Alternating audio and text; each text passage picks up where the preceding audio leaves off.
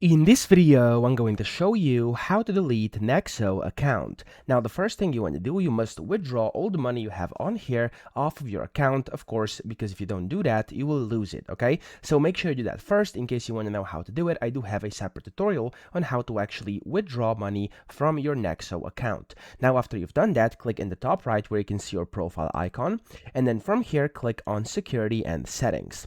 When you go into Security and Settings here, you want to go to the Close Account section down here bottom right, and when you click on that here, it's going to say, as you can see, close account, clear all balances and pending actions to close your account, and right here it says you have to meet the requirements, and then your portfolio balance must be less than $10. For me, it's higher than that, so it's not allowing me to do that. And over here, as you can see, you can't have any balances on any of these, and then you must have no pending withdrawals. After you've done that in here, there's going to be a button which is going to say close account, and if you actually meet the requirements, of course, you'll be able to click that and your account is going to be closed. So that's how to do it. I hope this video helped you out. If it did, please subscribe to the channel and help me out as well.